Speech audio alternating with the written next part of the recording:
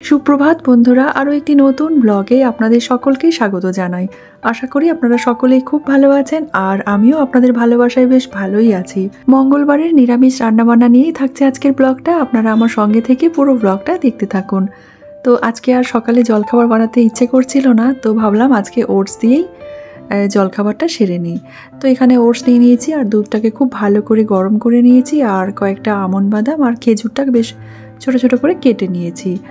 আর এখানে আছে seed mix, এখানে সব রকমের সিড আছে, তো মিক্স আছে। এটা খেতে বেশ ভালো লাগে, এটা শুধুও খেতে বেশ ভালোই লাগে, একদম ক্রাঞ্চি। তো যাই হোক, আর দুধটাকে খুব ভালো করে একদম গরম করে নিয়েছিলাম। যেহেতু এটা রোলড ওটস, তো সেই কারণে এটা নরম হতে একটু সময় লাগে, আর দুধের মধ্যে ভালো করে ফুটিয়ে খেলেও হতো। তো আমি আর ফুটালাম না, একদম ফুটন্ত দুধের মধ্যে দিয়ে দিয়েছি, আর সব কিছু দিয়ে বেশ কিছুক্ষণ রেখে দিয়েছিলাম ঢাকা দিয়ে, আর তারপরে খেয়েছি। তো সিড মিক্সটার মধ্যে এখানে চিয়া সিডস আছে, আরও অনেক রকমের সিড আছে, তো এটা একটু ভিজিয়ে রাখলে ভালো হয়। যাই হোক, জলখাবারটা সেরে এবার সরাসরি চলে এসেছি রান্নাঘরে রান্না করতে। আর কয়েকটা কাজ ছিল, সেই কাজগুলো সেরে নিয়েছি। তো ছোলার ডাল ভিজিয়ে রাখা ছিল, সেটা বড়া করে তরকারি করব। মশলা বেটে নিলাম, আর আলু কেটে নিয়েছি, আর এদিকে কুকারে বসিয়ে দিয়েছি ভাত। ছোলার ডালটা ভালো করে মিক্সিতে বেটে নিয়েছিলাম, এর মধ্যে নুন, মিষ্টি আর একটু হলুদ আর লঙ্কার গুঁড়ো দিয়ে বেশ ভালো করে ডালটাকে ফেটিয়ে নিয়েছিলাম। তারপর তেলটা বেশ ভালো করে গরম করে নিয়েছিলাম, আর গরম তেলের মধ্যে এই ডালের ব্যাটারটা থেকে একদম ছোট ছোট করে বড়ার আকারে ভেজে নেব। তো মিডিয়াম আছে একটু ভেজে নেব, আর খুব বেশি লাল করে ভাজবো না, যেহেতু এটা তরকারি বানাবো আমি, তো সে কারণে এটাকে একদম মোটামুটি ভাজবো আর কি। তো এবার ভালো করে নাড়াচাড়া করে নামিয়ে নিলাম। আর ছোলার ডালটা বাটার সময় আমি ওর মধ্যে দিয়ে দিয়েছিলাম আদা আর কাঁচা লঙ্কা। তারপর বড়াটা ভেজে নিয়েছি, তাহলে বড়াটা খেতে বেশ ভালো লাগে। তো এবার মশলাটাও বেটে রাখলাম, আদা, টমেটো আর কাঁচা লঙ্কার পেস্ট করে নিয়েছি, আর ডালের বড়াগুলো মোটামুটি সব ভাজা হয়ে গেছে। এবার আমি ফ্রাইং প্যানের মধ্যে তেলটা গরম করে গোটা গরম মশলা, গোটা জিরে, তেজপাতা আর একটা দিয়ে দিয়েছি শুকনো লঙ্কা। তারপর একটু ফোড়নটাকে নাড়াচাড়া করে নিলাম, আর ডুমো করে কেটে রাখা আলু দিয়ে দিলাম। স্বাদ মতো নুন দিয়ে ভালো করে নেড়েচেড়ে ঢেকে রাখবো। তো ঢেকে রেখে আলুটাকে একটু বেশ ভালো করে লাল করে ভেজে নেব। আর এদিকে মশলাটা আমার বাটা হয়ে গেছে, আলুটা ভাজা হয়ে গেলে তারপর বাকি কাজটা করব। আর এদিকে এসে দেখছি দিশা একদম কাজ বাড়িয়ে রেখে দিয়েছে, জল ফেলেছে। ও তো বাথরুমে গেছিলো স্নান করতে, বেরিয়ে এসেছে, পুরো চারিদিকে জল ছিটিয়েছে, আর আমি বকা দেবো দেখে ও তার আগেই আর কি জলগুলোকে ভালো করে মুছে নিচ্ছে।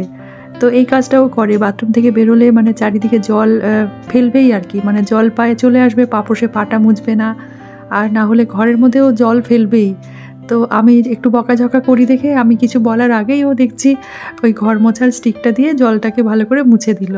তো যাই হোক, এটা শিখেছে ভালোই, একদিকে নিজে নিজে দুষ্টুমি করে, আবার নিজেই সেটাকে ঠিক করে নেয়।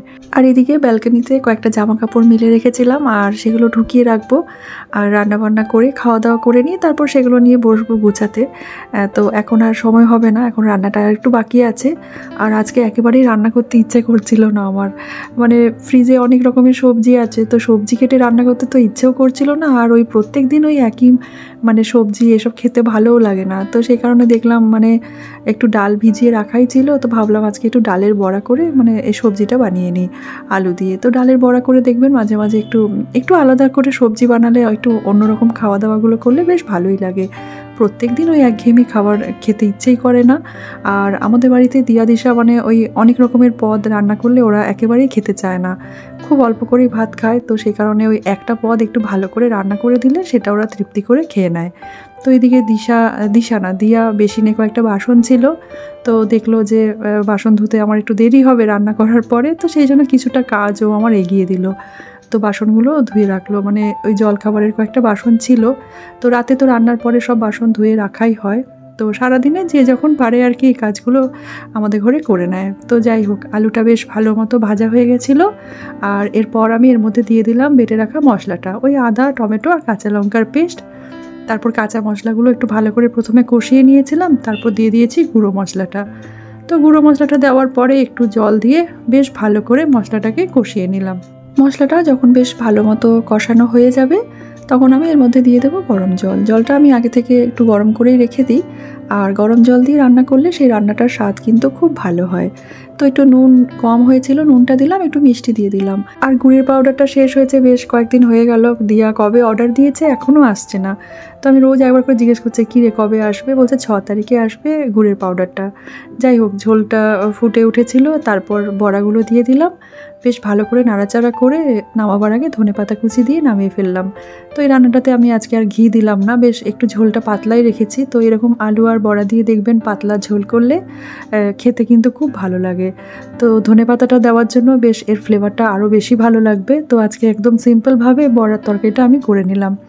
তো প্রথমে ভেবেছিলাম ডালের বড়াটা দিয়ে ধোকা বানাবো। তো ধোকাটা তো বেশ প্রায় অনেক সময় রান্না করাই হয়। তো আজকে একটু বড়া করেই করে নিলাম।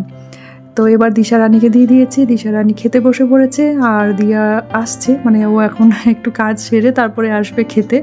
তো ওর খাবারটা বেড়ে রেখেছি, ও একদম গরম খাবার খেতে চায় না দিয়া।